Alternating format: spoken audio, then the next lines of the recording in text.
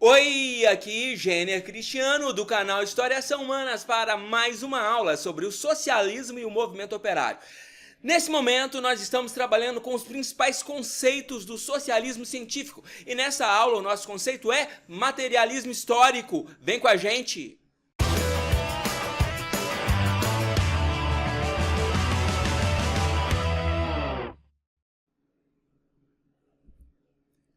Bom, então vamos começar a nossa aula. Hoje nós vamos trabalhar com o materialismo histórico. Lembrando que o materialismo histórico também é chamado de materialismo dialético. Nós já estudamos o método dialético em nossa aula anterior e agora a gente vai focar a nossa atenção no materialismo histórico, um dos conceitos fundamentais para o pensamento marxista, para o socialismo científico. Então vamos lá. Quando nós falamos em materialismo histórico, nós estamos levando em consideração a seguinte consideração. A história do homem é feita a partir de relações materiais. É impossível pensar a história da humanidade sem levar em consideração essas condições materiais.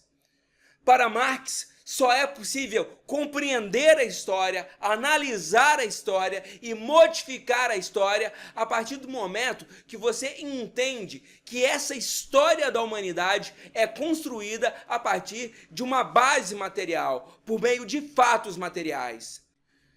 É importante levar em consideração que o pensamento filosófico de Marx tem um objetivo prático e político. Ele tem como objetivo modificar o mundo, modificar a sociedade. Uma sociedade que era capitalista, uma sociedade de pleno desenvolvimento da Revolução Industrial, caracterizada pela desigualdade, pela exploração da mão de obra das camadas mais pobres. Então, Marx escreve com esse objetivo em mente, modificar a sociedade, modificar a estrutura de funcionamento da sociedade. E dentro desse conceito do materialismo histórico, Marx vai dizer o seguinte: as condições materiais de vida são decisivas para a história. É impossível pensar qualquer tipo de organização social sem essas relações materiais. Vamos a um exemplo. Quando os portugueses conquistaram a América Portuguesa, começaram a colonizar o Brasil. Bom, eles estavam em busca de metais preciosos, principalmente ouro e prata.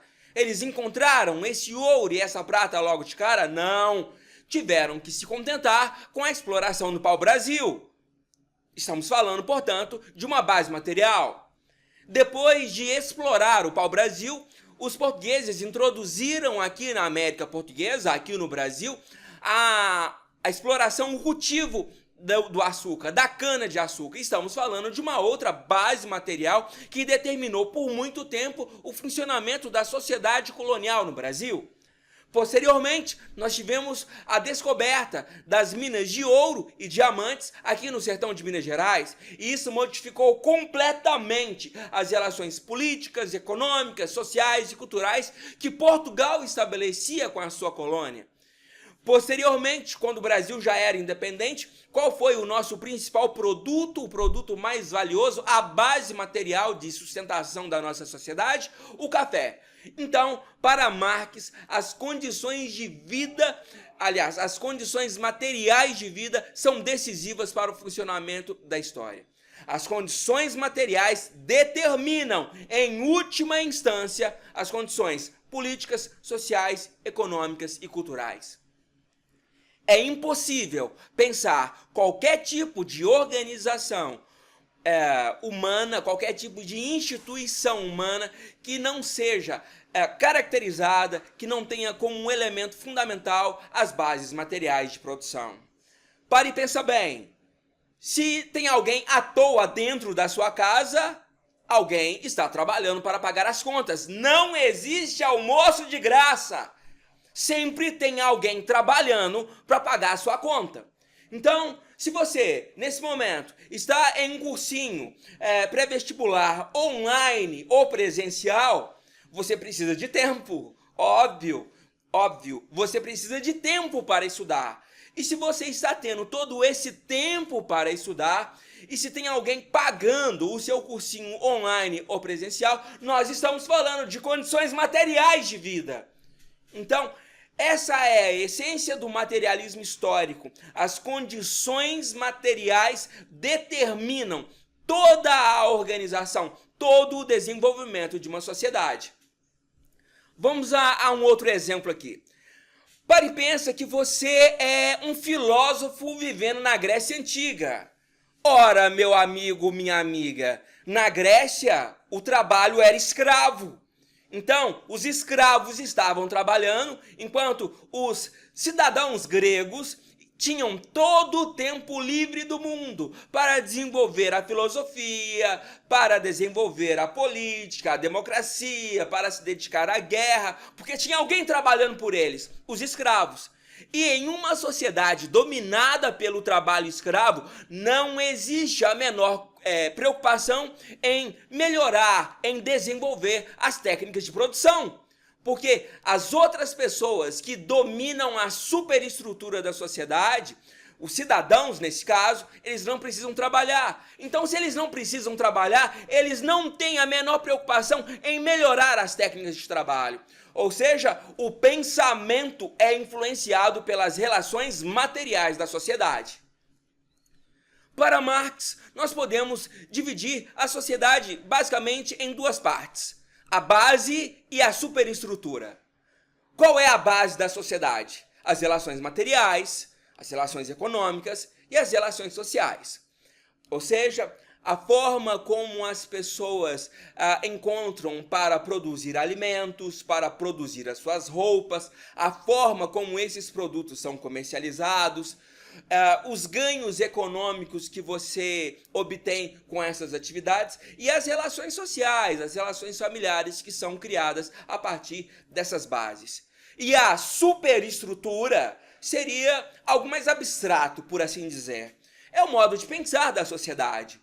São as instituições políticas, poder executivo, legislativo e judiciário, né? São as leis que são produzidas, a religião ou as religiões, a moral, a arte, a filosofia e o desenvolvimento da ciência. Bom, essa superestrutura, ela só pode existir a partir dessa base material. Caso contrário, a superestrutura ficaria pairando no ar sozinha. Não, ela precisa de pilares, ela precisa de bases. E a base dessa superestrutura, das formas de pensar, das instituições políticas, das leis, da religião, é a base material. Sem base material, não é possível desenvolver qualquer tipo de organização social complexa. Pare e pensa, por exemplo, nos conflitos que existem no Oriente Médio. Ora, qual é o valor material do Oriente Médio? O que faz do Oriente Médio uma região do mundo tão conflituosa, tão disputada? Disputas políticas, disputas religiosas, disputas econômicas. Ora, meu amigo, o Oriente Médio tem petróleo. É a base material do mundo em termos de riqueza.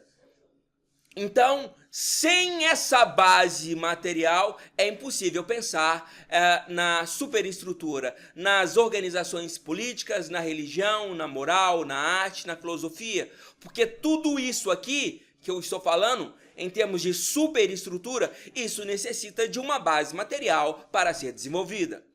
Pare e pensa. Se você é um sertanejo que está passando fome em um local de difícil acesso onde falta água, qual é a sua principal preocupação? A sua principal preocupação é a sua próxima refeição ou são as questões políticas que estão envolvendo o Brasil? Ora, a sua preocupação ela é basicamente material, você precisa sobreviver. Se você não tiver como sobreviver, você não tem como se preocupar com a ciência, com a filosofia, com a arte, com a moral, com a religião, com a lei ou com a política. Em outras palavras, as condições materiais sustentam todos os pensamentos e ideias de uma sociedade. A superestrutura de uma sociedade é o reflexo de sua base material. E pensando aqui em termos do método dialético, Base e superestrutura estão em conflito, estão em tensão, estão se relacionando o tempo todo. E é essa relação conflituosa, essa tensão entre base e superestrutura é que gera o desenvolvimento da sociedade. Então, esse é o nosso conceito de hoje, o materialismo histórico. Se você gostou, deixa seu like, deixa seu comentário, inscreva-se em nosso canal e ajuda a gente compartilhando essa base de conhecimento do canal História e Ação Humanas nas redes sociais. Um forte abraço e até o nosso próximo vídeo.